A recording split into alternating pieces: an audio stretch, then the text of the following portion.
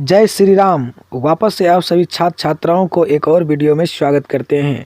तो चलिए आज हम लोग देखेंगे मोस्ट वीवीआई प्रश्न हिस्ट्री 10th में पूछा जाएगा। पहला प्रश्न कर रहे हैं कि इटली तथा जर्मनी वर्तमान में किस महादेश के अंतर्गत आते हैं। तो किस महादेश के अंतर्गत?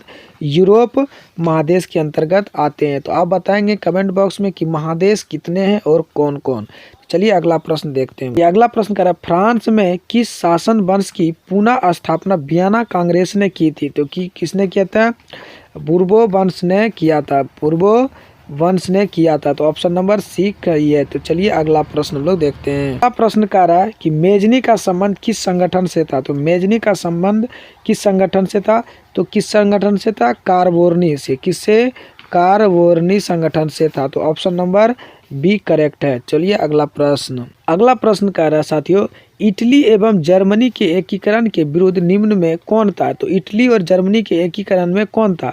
तो कौन था? तो ऑस्ट्रिया था। कौन था? तो ऑप्शन सी करेक्ट हो जाएंगे। चलिए अगला प्रश्न कह रहा है काउंट काबूर को विक्टर इमैनुएल ने किस पद पर नियुक्त किया गया था। तो किस पद पर नियुक्त किया गया था?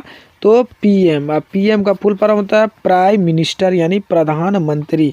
चलिए अगला प्रश्न कह रहा है 6 नंबर प्रश्न कह रहा है कि गेरिबाल्डी पैसे से क्या था। तो गेरिबाल्डी जो पैसे से था वो नाभिक था। क्या था? नाभिक था।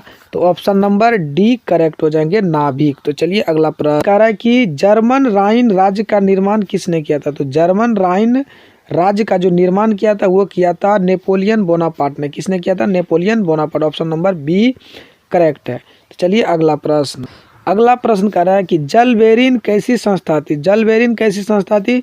तो व्यापारियों की थी। व्यापारियों की थी संस्था थी। जलबेरी कैसी संस्था थी? व्यापारियों की संस्था थी। ऑप्शन नंबर बी सही हो जाएंगे। चलिए अगला रक्त एवं लोह की नीति का अवलंबन किसने किया था। तो लोह एवं रक्त का जो अवलंबन किया था वो बिस्मार्क ने किया था। ऑप्शन नंबर सी सही है। तो चलिए अगला प्रश्न फ्रैंकफर्ट की संधि कब हुई थी। तो फ्रैंकफर्ट की जो संधि हुई थी वो हुई थी 1871 ईस्वी में। तो ऑप्शन नंबर डी सही है। कितना? 1871 ईस्वी में। तो चलिए अगला कि नेपल्स की क्रांति कब हुई थी।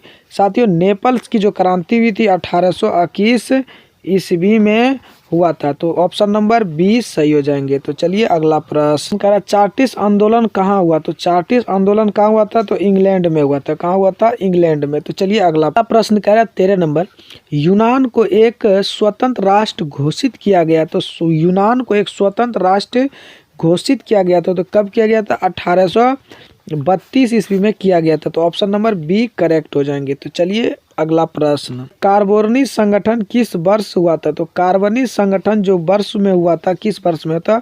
तो 1831 में हुआ था। तो ऑप्शन नंबर डी करेक्ट हो जाएंगे। तो चलिए अगला प्रश्न एड्रियानोपुल की संधि कब हुई थी। तो एड्रियानोपुल की जो संधि हुई थी वो हुई थी 1829 ईस्वी में। तो ऑप्शन नंबर बी सही है। तो आप सभी छात्र छात्राओं का जो है कि यहाँ से 50 क्वेश्चन हम जब आपको कवर करा देंगे इसमें से आपको 20 क्वेश्चन कन्फर्म है कि पूछे ही जाएंगे। तो आप लोग पूरा वीडियो को देखेंगे, पूरा को समझेंगे, आराम से सबको याद कर लेंगे एक बार में। चलिए अगला प्रश्न हम देखते हैं 16वां नंबर एड्रियानोपुल की संधि किन दो देशों के बीच हुआ था। तो किन दोनों देशों के बीच हुआ था? तो वो था तुर्की। क्या था? तुर्की और रूस। क्या था? तुर्की और रूस था। चलिए ऑप्शन नंबर ए सही है। तो चलिए अगला प्रश्न कह रहा है कि सेडान का युद्ध किनके बीच हुआ था। तो सेडान का जो युद्ध हुआ था वो किसके किसके बीच हुआ था?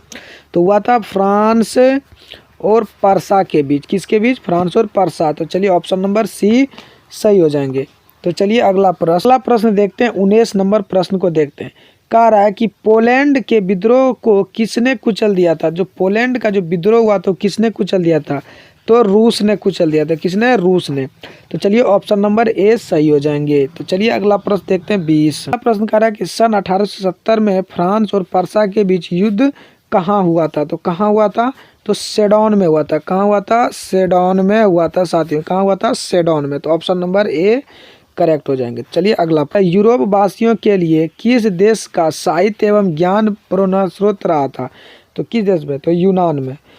किस देश में साथियों? यूनान में।